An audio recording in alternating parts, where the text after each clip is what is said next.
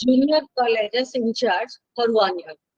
He had been the coordinator of Orissa Environmental Program A project of Indo-Norwegian Cooperation under the administrative control of the government of Orissa, Forest and Environmental Department for 5 years. Dr. Patro is a life member of the National Environmental Science Academy, Orissa Vigyan Academy, Plant Lovers Association, Orissa Botanical Society, Society of Geoscientists and Allied Technologists, and some more academic and social organizations. He has been a part of different committees such as State Board of Wildlife, Orissa Assembly House Committee on Environment, Senate of Sri Jagannath Sanskrit University, Executive Council of Orissa Vigyan Academy. He is also the chairperson of the Institutional Ethics Committee, LVPI Bhubaneswar. He is a fellow of Ashoka Foundation, Arlington, Virginia, United States in 1991, and Orissa Environmental Society Bhubaneswar in 2017. Dr. Patro earned Biju Patnaik Award for Wildlife Conservation in 2009 and Prakriti Bandhu Puraskar in 2015 from Government of Orissa Forest Department. He was felicitated with several other awards by government and private organizations. And today he is going to speak us about the promote resilient ecosystem for sustainable development. So once again, I welcome you, Dr. Patro, and now you can please deliver your talk on the topic. Thank you so much for accepting our invitation today. Thank you. Thank you, madam, for having considered my name to a person who could impart a lecture on such a topic. In fact, I was due to impart this lecture in November, in first week of November. Yes. But I fell victim to coronavirus. So that delayed me and brought me to this date. I am happy that this is the 31st weekly academic lecture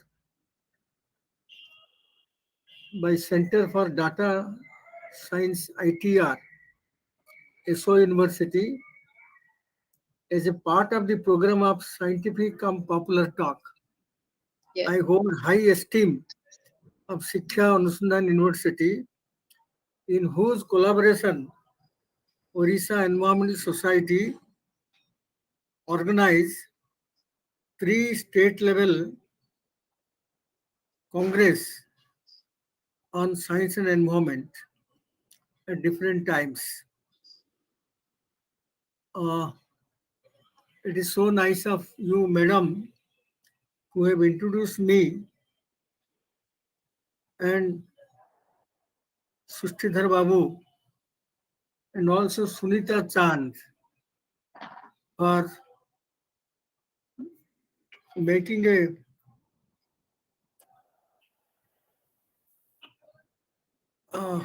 connection, I would say link, between me and the organizer of this particular seminar talk.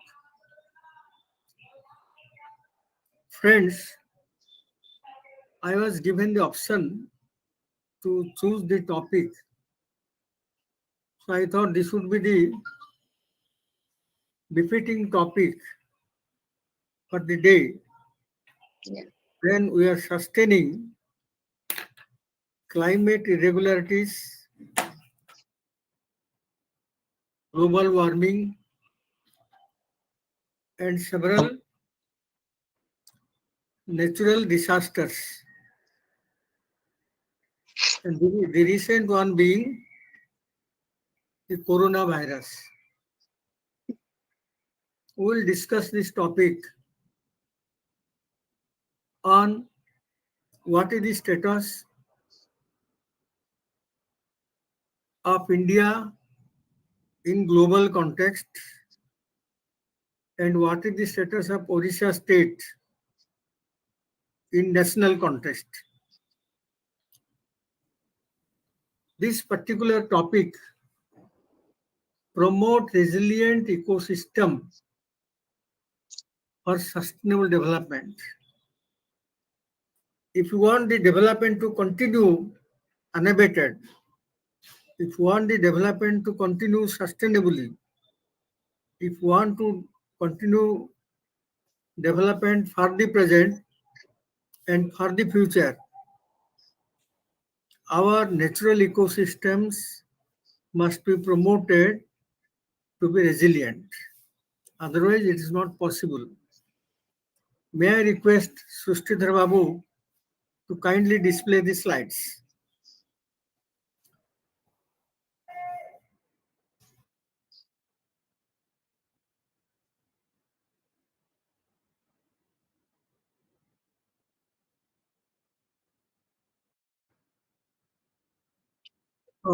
See, this is the topic. This is just the title. Next slide. Next slide. You see, this is the background picture. There is a forest officer in our state. His name is Akshay Patnaik. He is currently Chief Conservator of Forest in Dumuduma of Bhubaneswar, which is very close to Siksha Anusandhan University. There was an abandoned place, and this place he rehabilitated in memory of his parents with the participation of local community. He has planted medicinal species, labeled all the plant species, and maintained it. I would invite all the participants here and request the organizers to kindly make an exposure visit to this place as an example for others. Next, this is the photograph of Western Ghat, Sahyadri Hills. You see how the forest is dense. Such kind of forests are resilient ecosystems, and such resilient ecosystems they play a vital role in conservation of the nature and environment. Next slide. Let us try to understand the meaning of ecology, ecosystem, resilient ecosystem, and ecological balance. Very often, people do not use the word ecology appropriately. Actually, ecology means it is nothing but the study of the ecosystem. What is ecosystem? Ecosystem means in a particular place, maybe micro or macro, maybe a pond, maybe a state, maybe a country. If you consider a particular area, whatever the diversity, that is biodiversity, plants and animal species, starting from grass up to sal, starting from ant up to lion and tiger, all these biodiversity species, along with the soil, the water, the climate, everything in total is called an ecosystem. It is a system where ecological services are delivered. Then what is resilient ecosystem?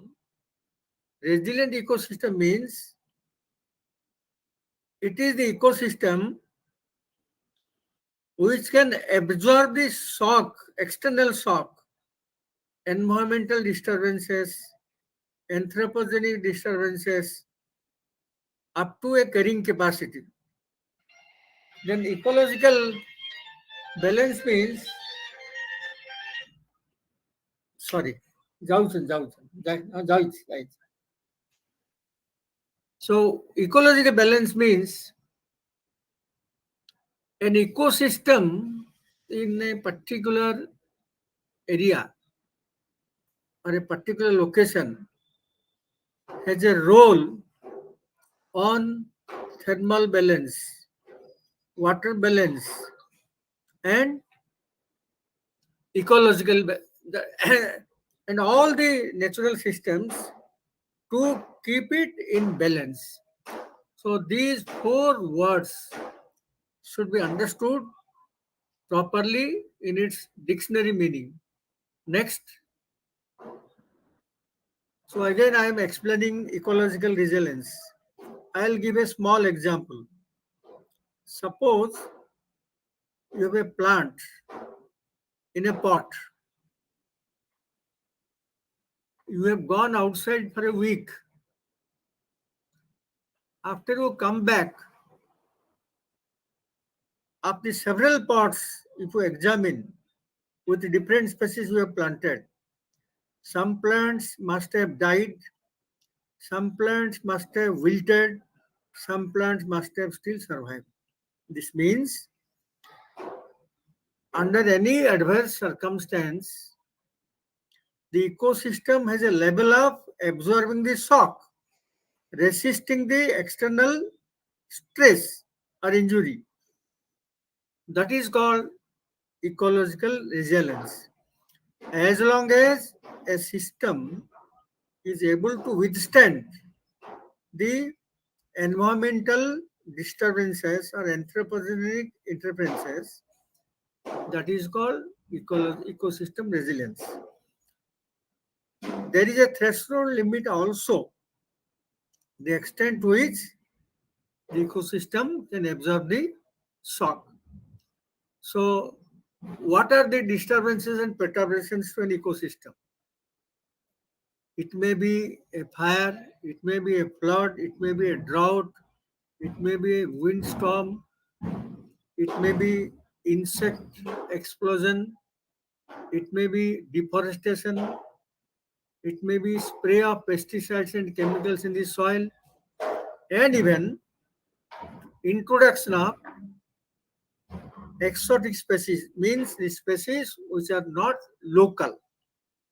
So these are the stresses, and the list can be still prolonged long. Next, what are the anthropogenic activities that ecosystem is stressed?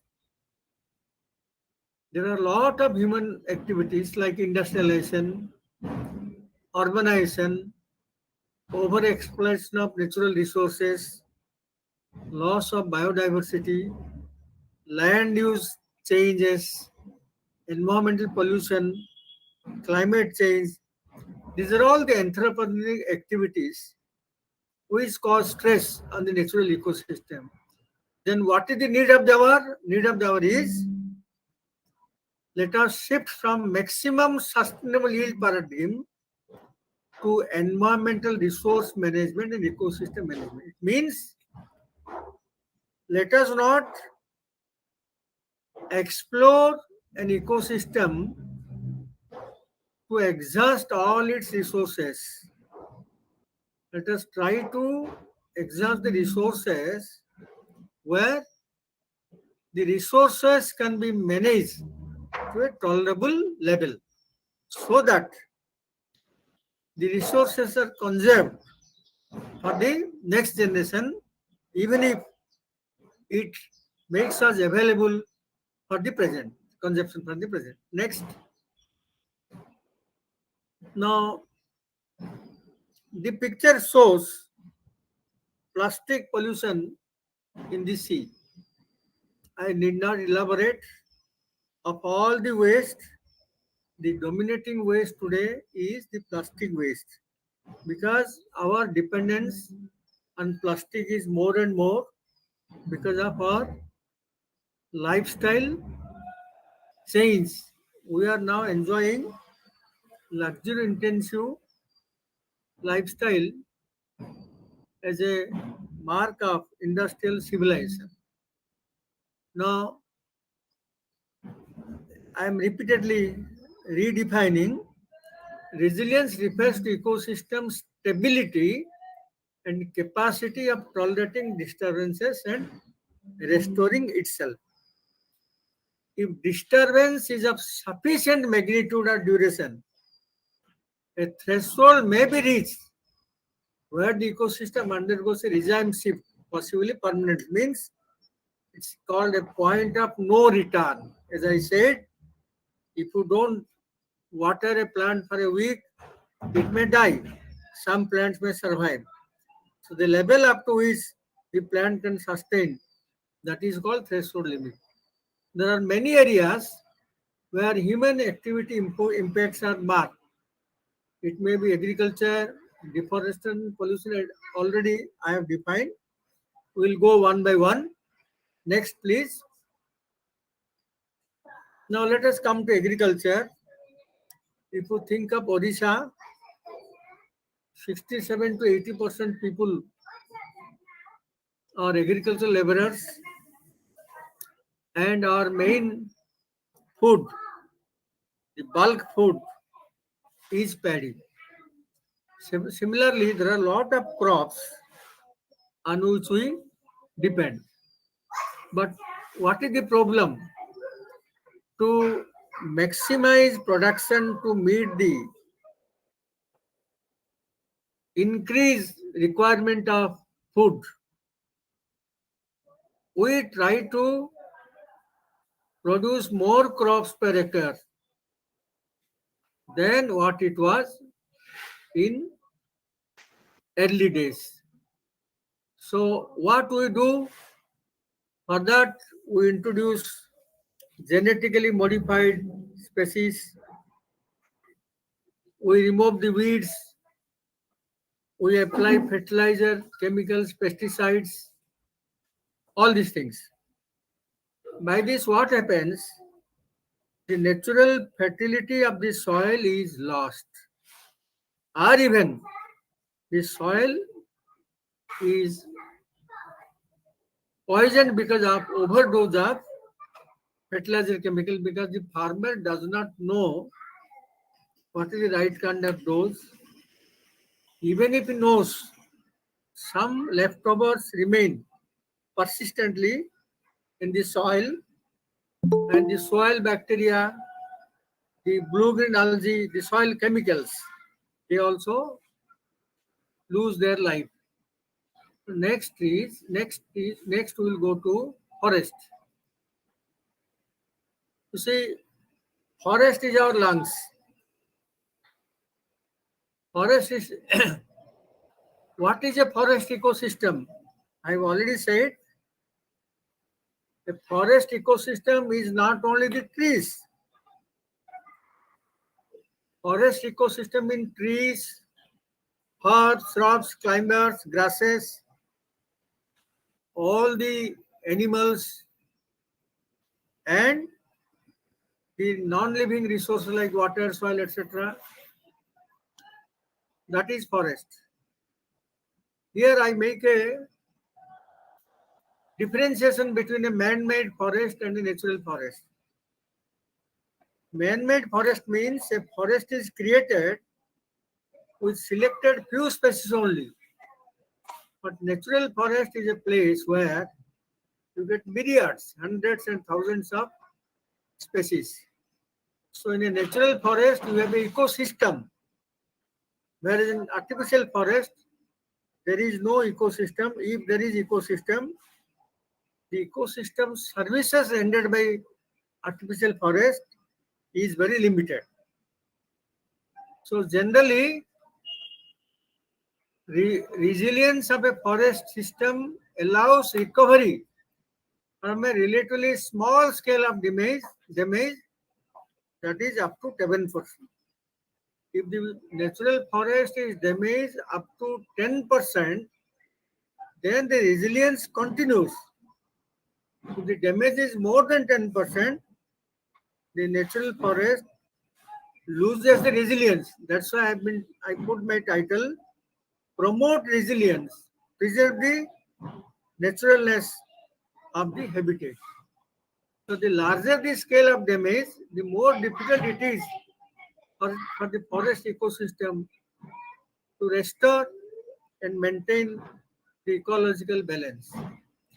Deforestation decreases biodiversity and can also lead to species extinction as well as loss of ecological functions.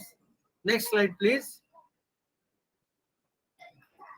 Now, we will come to the second part of the title. First part is resilience, that is the resilient ecosystem or ecosystem resilience. Second part of the title is sustainable development.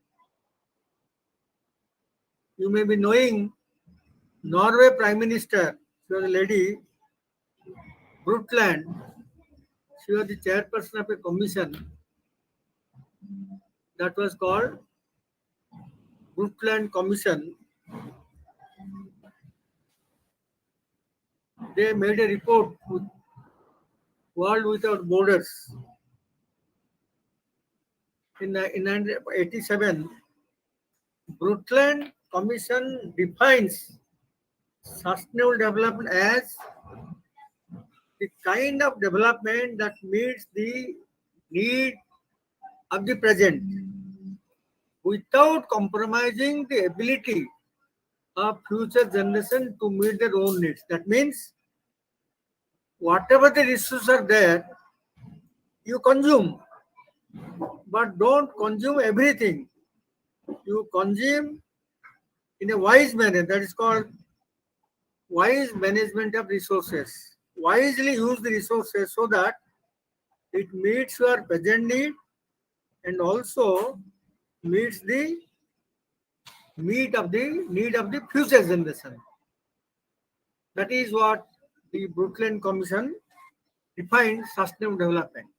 In Orissa, we call it Nirantara Vikas, the development for all times to come. So sustainable development is an organizing principle for meeting human development goals while also sustaining the ability of the natural system to provide the natural resources and ecosystem services on which the economy and society depend.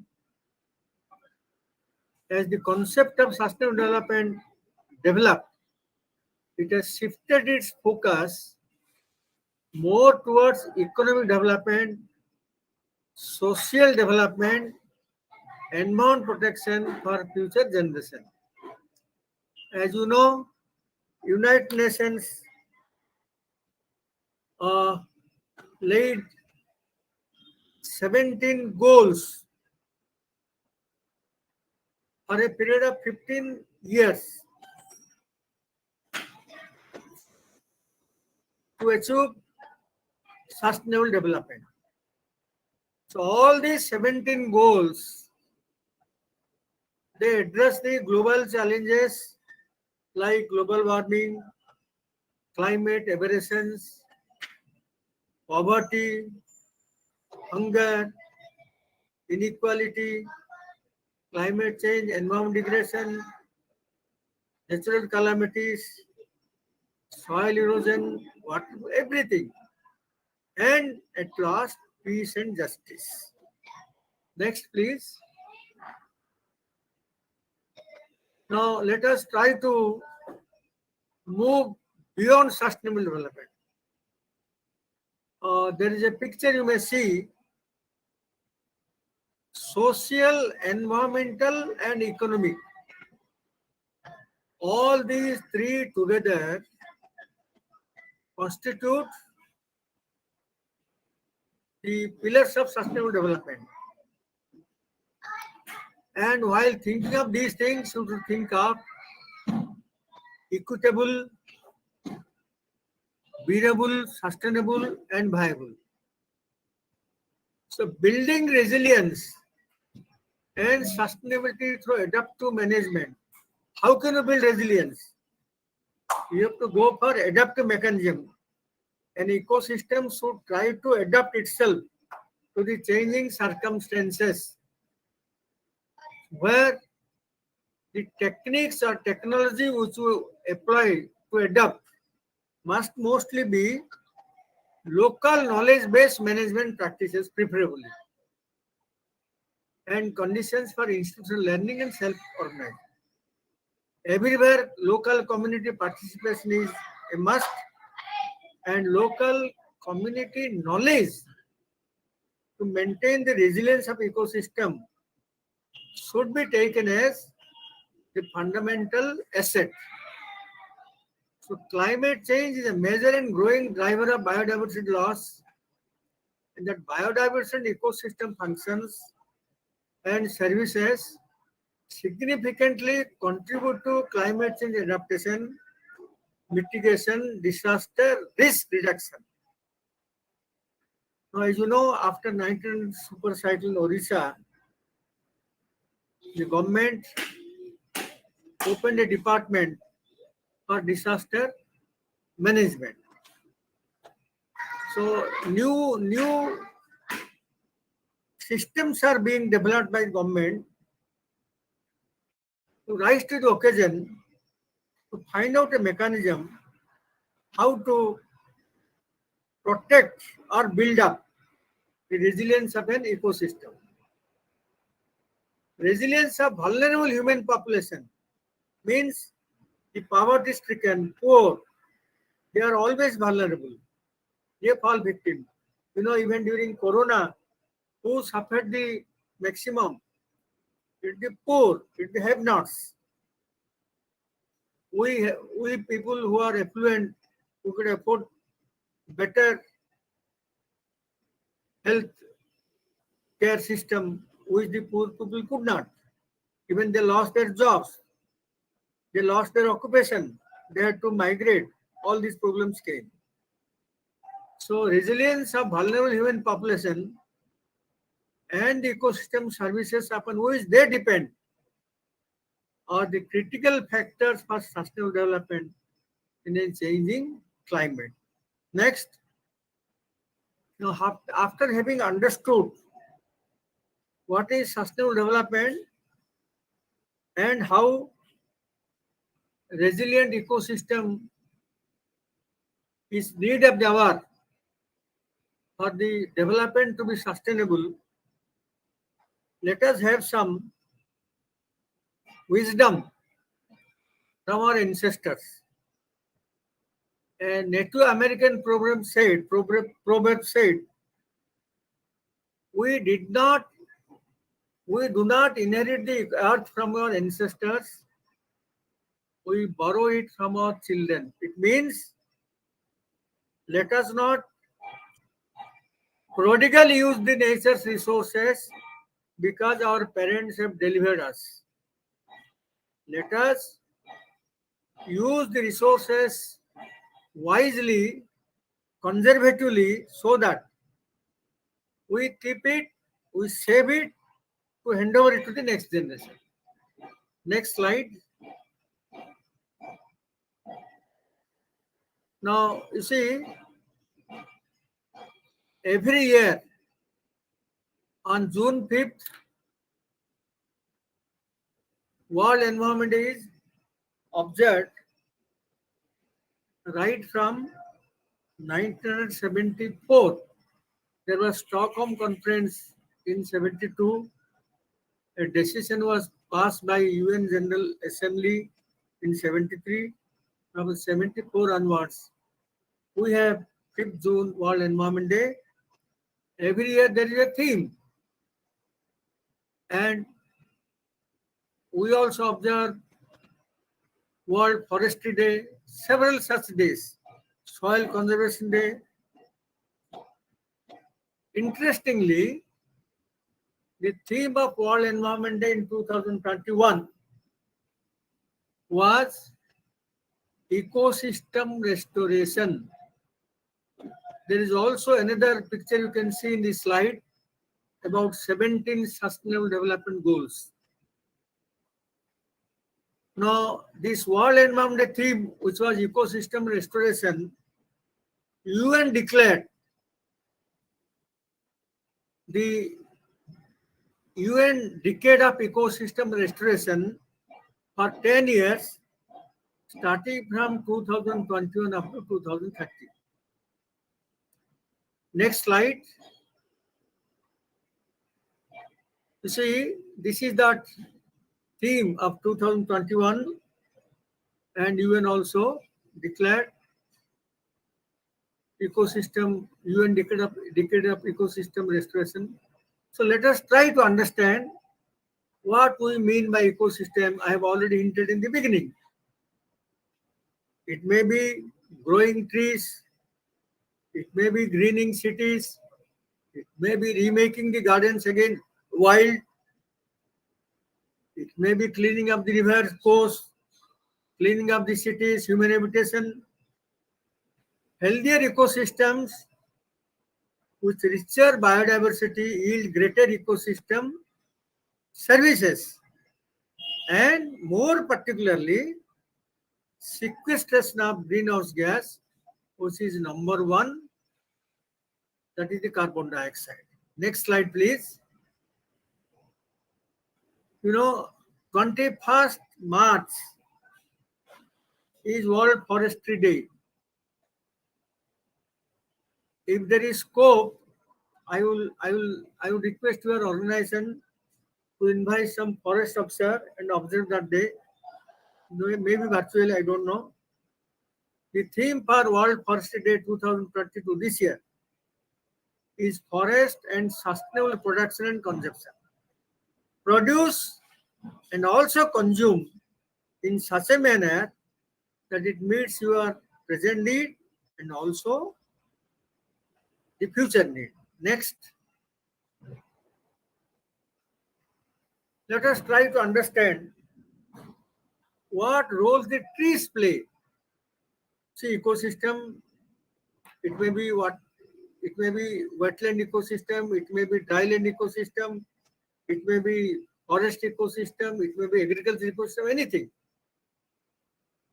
But trees everywhere count. Even under the ocean also there are plants. Here tree means plants. Now, how the trees contribute to the conservation of environment?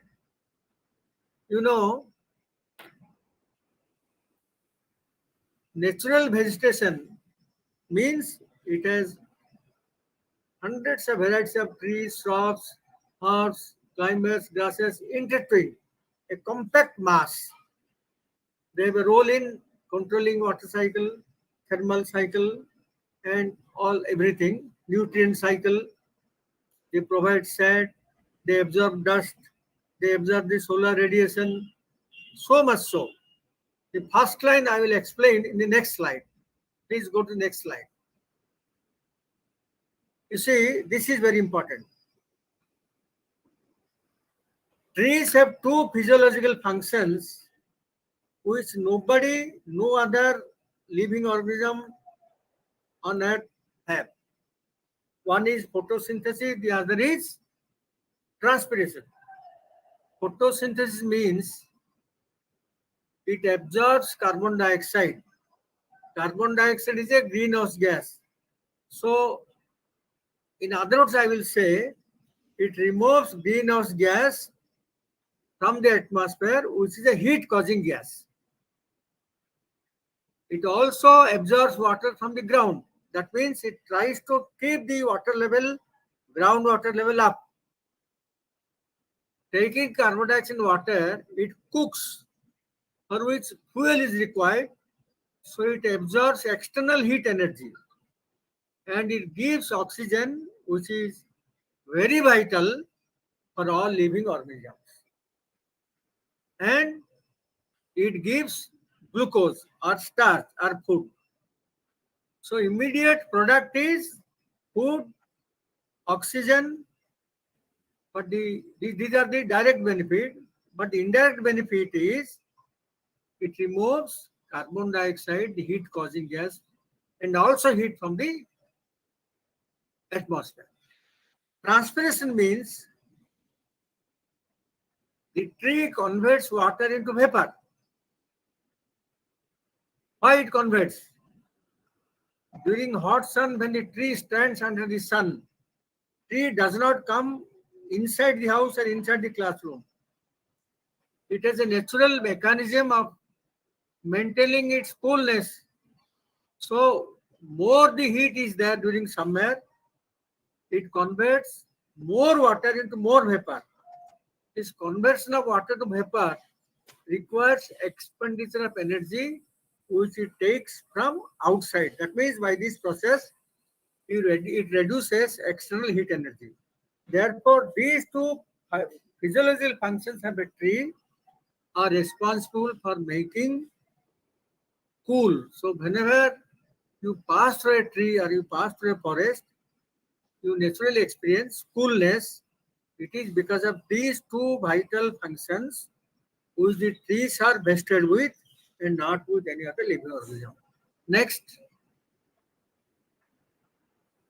let us come to global concern. You know, after 72, only all the nations of the world realize that they are facing the global warming and climate change in a manner which becomes a great challenge for survival of the planet Earth. There was conference in 72, 92, 2002, so, and it is a continuous process. Every 5 years or 10 years, even every year, somewhere in the world, global conferences are going on. But after 72 and 93, I would rate most vital the Paris Convention in 2050. More than 198 countries attended 14-day exercise from 30th November to December 12. All the nations had three key points. The way the globe is getting warming up, they arrived at a conclusion by end of 21st century, by end of this present century, the maximum temperature rise may be 2 degrees if we want the earth to sustain. If possible, even it may be limited to 1.5 degrees centigrade. But how it is possible the rate at which the globe is warming up, limiting the temperature by end of the century to 2 degree or 1.5 degrees is very difficult. But what is the answer? How to make it? All the greenhouse gases that are making the earth warmer should be reduced. So rapid reduction of greenhouse gas. And all the rich countries who are responsible for generating greenhouse gases, causing the earth warm, they must pay $100 billion per year to poor countries as of 2020. So this promise could not be kept. This is already 2022.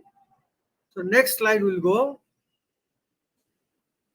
In 2015, all the countries were asked to volunteer how they will reduce the greenhouse gas so that the level of temperature rise may be maintained at 1.5 to 2 degrees centigrade by end of the century. India offered to cut its greenhouse gas level by 33 to 35% by 2030 so that the level is brought to the level of 2005. That means whatever the greenhouse gas level was in 2005, India will bring back to that level by reducing 33 to 38% of emission. How India will achieve it? India said two options. One, at present, when India submitted its nationally determined commitment, then India was generating 14% of energy from non-conventional or renewable energy like solar, wind, organic, ocean current, nuclear. India said we will reduce our fossil fuel consumption for energy generation and from 14 to 40% generation of non-fossil fuel energy will be our target. This is one. Second thing, whatever the greenhouse gases already accumulated in the environment, will plant so will cover the whole of the country in such a manner that we'll be able to sequester 2.5 to 3 billion tons of carbon dioxide, which you can bind in the tree and forest cover. Only two solutions: less dependent on fossil fuel, more dependent on non-fossil fuel, and adequate tree cover, protection of forest, so that these are the natural systems, ecosystems, where the carbon dioxide can be removed. Next, so a stock taking was done, what countries have achieved to meet their commitments. Now, recently, COP26, Conference of Party 26 was held in Glasgow. It was assessed that though in 2015 it was proposed that the temperature of the earth by end of 2021 should be kept to the minimum level of 2 degree at 1.5, it is now assumed or predicted that it may rise up to 2.7 degrees centigrade. Then India said we will reach zero emission by 2070, means another 50 years. International Panel on Climate Change estimated that limiting global average temperature increases to 1.5 degree will require carbon dioxide emission 45% reduction in 2030, or if you want to keep it to 2 degree less, a 25% reduction by 2030. This is the statistical estimate the International Panel on Climate Change gave. It is for the nations to observe. Next slide. Now you can stop me when time is over, but I will be continuing. So Terry recently, that is this last week, February 16 to 18. Today is 26th, 10 days back, because Terry made the is responsible for IPCC, for which it got Nobel Prize. Terry had a theme for this conference in February 2022 that was towards a resilient planet. What we have to do? Ensure a sustainable and equitable future. Prime Minister of India said, environmental sustainability can only be achieved through climate justice. And the keynote speaker, President of Guyana, Mohammad Ifran Ali, said, please talk less. It is time for urgent action on mitigation actions as well as adaptation support. This message is very clear. Next. You see, what are the environmental challenges of climate change? I've already covered frequent droughts, floods, cyclone, earthquake, sea level rise, loss of natural habitat, biodiversity, loss of crop, melting of snow, health hazards, all that, colossal loss of crops. Next, what are the greenhouse gases? We generally know greenhouse gases are carbon dioxide, methane, nitrous oxide, ozone, chlorofluorocarbons, hydrofluorocarbons, etc., perfluorocarbons. But water vapor is the biggest number one greenhouse gas. If you look to the quantity, quantum, carbon dioxide is more, although it is less greenhouse gas, less causing effect, less effect causing. All these gases have to be reduced. Next, let us come to Orissa state. Orissa is a very small state, composes 4.7% of the 74% of the country. It has a coast of 482 out of India's 5,700 kilometers. But next, what are the resources of Orissa? Next slide. You see, Orissa is the most privileged state. Unfortunately, poverty is there, people are poor because we are not able to utilize the local skilled, unskilled human resources and do value addition to our resources. We have the richest biodiversity of the country to the extent of 15 to 20%. All major minerals of the country like bauxite, iron, chrome, coal, etc. We have about 20% of the whole of the country. We have skilled farmers, laborers, and we are prone to, say, cyclone or disaster state. The problem is our traditional economy is forest and agriculture based, but now we have shifted to mineral and metal based economy, where the benefit goes to the multinationals, but not to the poor. The environment is polluted, resources are reduced. Next slide. You see, I draw your attention to these four most internationally known, most significant, resilient ecosystems of Orissa.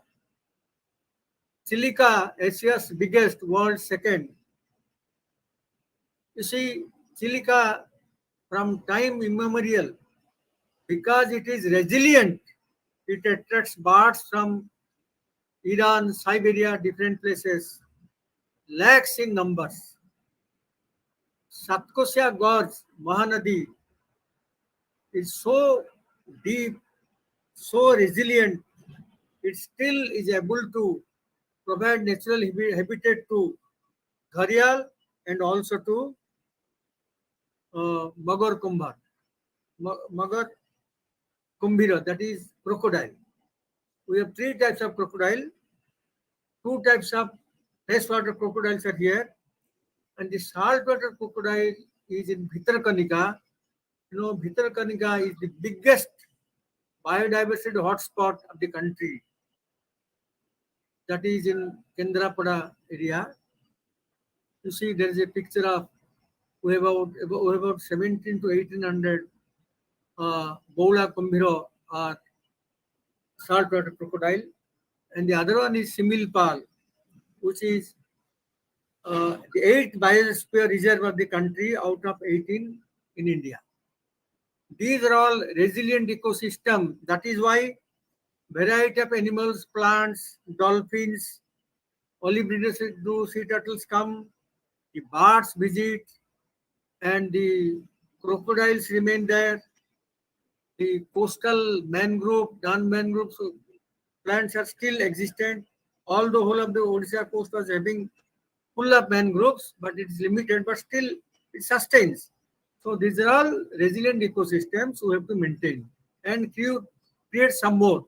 Next. You see, I was referring to World Environment Day 2021 theme. At the same time, Government of India launched a new project, that is Nagara Bandhu Udyana or Urban Forest Park. Means government realized wherever the cities are there, the climate is warmer. Cities are the heat islands. The reason being, our buildings are concrete jungles. We don't have much tree. We use vehicles. Our lifestyle is the lifestyle which we are adopting generates lot of greenhouse gases. That's why government thought wherever space is there, wherever even the parks are there, let us develop a urban forest park. What is the difference between park and forest park? Park means a place of entertainment where ornamental plants are planted. Forest means wild plants and animals. So making a mix, hybrid of these two, government thought convert some of the urban parks into forest park or also create new. And taking cue from Government of India, Government of Orissa decided to take Cuttack and Bhubaneswar, two sites in Bhubaneswar, two sites in Cuttack, so that it can promote Nagarabandhu Udyans. Next slide. These are the Nagarbandhu uh, in twin cities. One is Ekamakanno Medicinal Plant Knowledge Center, Smutibano, Ekamrabano, Jayodeva Bhatika in Bhubaneswar. These five will be developed in the first phase. In Cuttack, Nandan Vana and Argya Vana. So this is a very most welcome project. Next, let us go to the traditional wisdom. Why the trees are held high esteem in those days? Because all these things I have discussed. It is because the ecological services rendered by the ecosystem, plants and animals from ancient days, the plants and animals have been worshipped. These are the places where biodiversity is conserved, nature is conserved, and ecosystem services are protected. And these ecosystems are maintained resilient. Next slide. See, one thing I'll give a message here. While you undertake plantation, please select the species. Let us not go for exotic species like acacia or eucalyptus. These are the species which are not local. They are not of much benefit to the local people. So when you plant an area, you consult with the local people what species they need. At the same time, make a survey. You see, IUCN, International Union for Conservation of Nature, they maintain a book that is called Red Data Book. If a species of plant or animal finds a place there, it is the indication that that species is becoming vulnerable or rare. So when you try to plant a species, try to rehabilitate these plants. In Orissa, in 2007, a 3-day workshop was done and species were identified which are coming under IUCN Red Data category. Osoka is vulnerable in India, but in Orissa it is critically endangered. Chandan is vulnerable, Orguna, Cycas is endangered, Fonfona is threatened, Raktachandan is endangered, Patalgod is endangered. These are some of the examples I have given, but in that workshop, 42 plants were identified. So whenever you think of growing plants, you have to give attention to see that our species which are on the threshold, on the border of being lost should be protected. Next slide. Time is okay? Okay. Please do one thing. Please run the slides. Wherever I will say, you stop for half a minute. You can share these slides. Please run this. I will tell you. Be quick, be fast. Yes. You go on.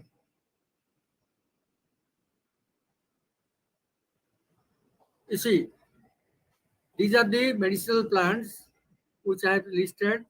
Next, This is alpha serpentina from which blood pressure medicine is made. This small herb. Next.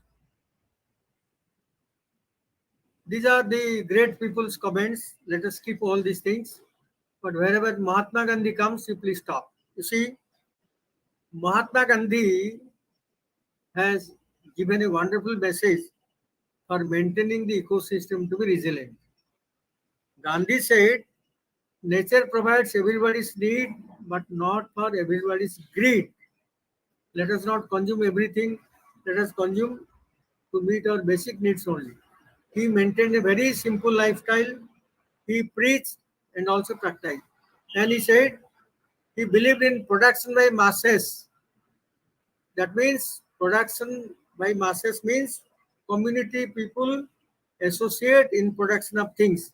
That means he believed in cottage industry, which is non-polluting. And he said, I don't believe in mass production by machines, which are polluting, because cottage industry is eco-friendly. Next,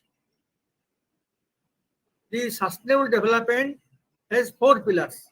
One is use of natural resources wisely, protection of environment, economic development, and socio-cultural development. So sustainable development means all these 4 aspects should be taken together. Next, you see the lifestyle, the village rural lifestyle it is having a house which is climate resilient. All the materials used there are local materials: bamboo, mud, the thrash, the straw. It doesn't need mining or industry, no pollution. But right side you see the urban lifestyle, it requires mining, industry, cement, rod, everything.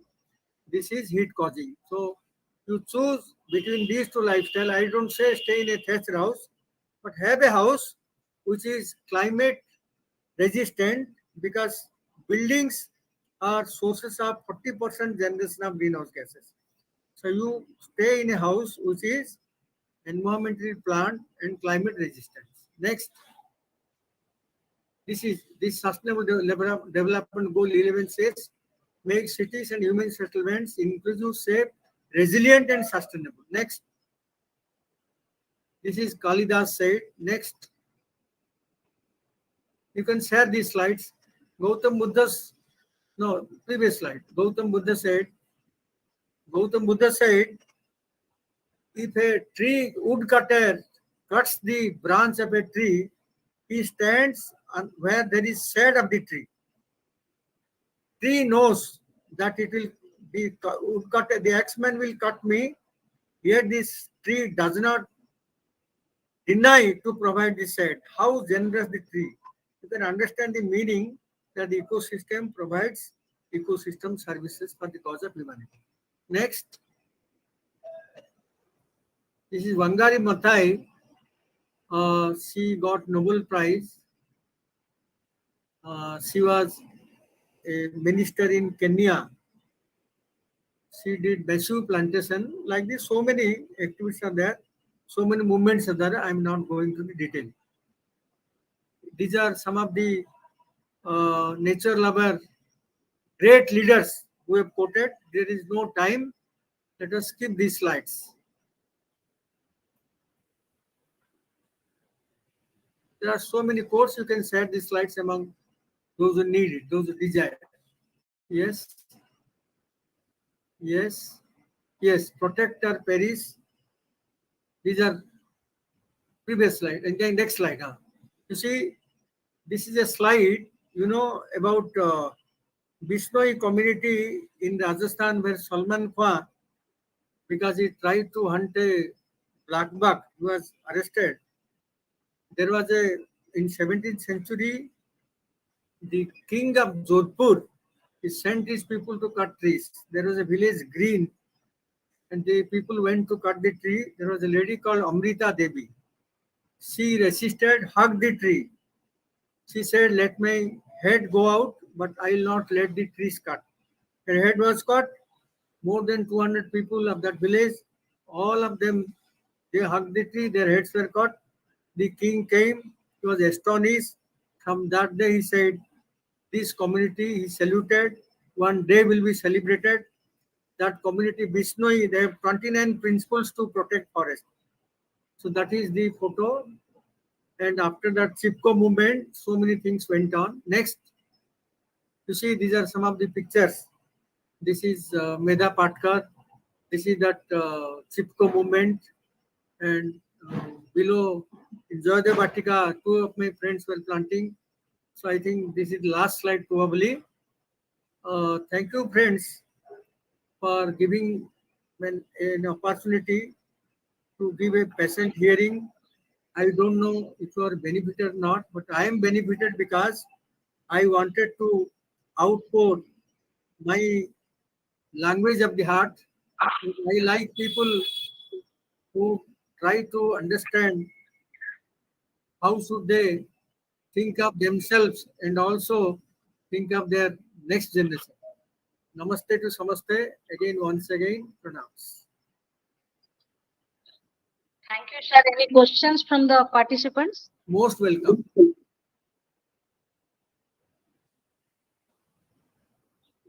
If there are questions, okay. If there are no questions, you can give my mail to them. I will answer. You can share my slide also. Okay, sir. Thank you so much. Really, we have equally get benefited by your talk today. This is a very nice presentation. Lot of information, sir. And I visited that Krutivana, Ekamra Kanan, etc. But about that medicinal plant, you said there is some near our university. Is there any permission required to No, get no, in? no. You, I will give you an.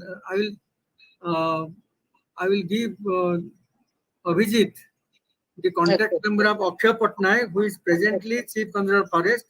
Directly, Okay. please contact him, and you can make a visit. Okay. After contacting him, you can enter into it. It's a community one. It's a Okay. small place. There is a temple. He'll be very happy to go to if you visit. Thank you, sir. I frequently while passing by that road, I see it. I think also to get into it, but I have never been. Now, Anyway. don't lose the chance now. Okay, sure. After getting the information to you, definitely we are going to visit that place. I'll pass on the phone number. Okay. Thank you, sir. Thank you so much for such a nice information, filled with information. Your talk is completely filled with information. And I think some of our faculty members may visit these places which are very close to our university. So thank you so much. Not some of you all. Not some of you all. Yeah. Yes, Hello. so I will Hello. request our Dr. Abhijit to offer the vote of thanks formally from our department. Hello.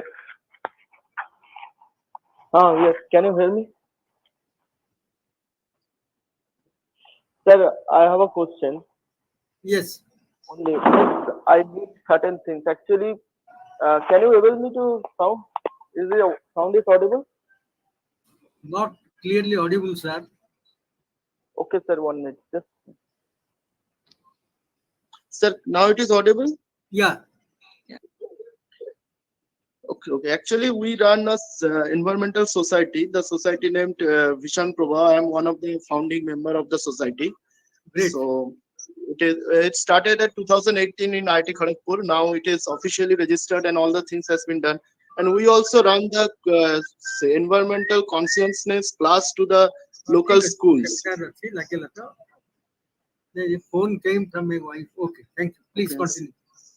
So we actually run in the local school of West Bengal the environmental sustainable consciousness classes to the school children. Okay. So can you help me regarding this? Means the how we can run this consciousness class in a smooth way so that it will be understandable for them. It will be. What kind of help you need from me? Means the course or something like suggestion, something, anything. Yes. You can contact me one-to-one. You have my number. Because I see the website that you also do this Orissa Environmental Society also do this same kind of thing to the school children. We are a very old organization registered in 82. You can visit our website also www.orissaenvironment.org. Okay. So means okay, sir. Thank you. Okay, thank you. See, it's a mission. It's our mission. Okay.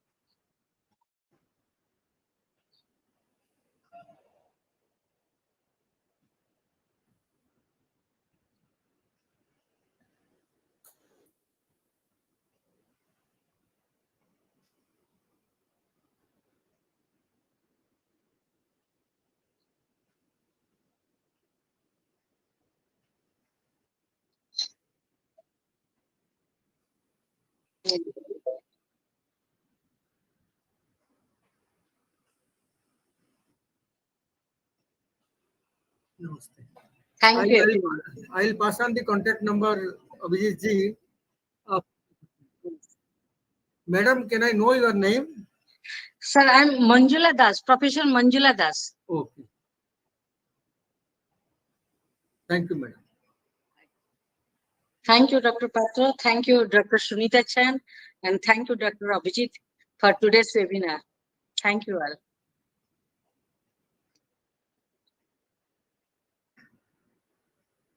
Yeah, let's wind up.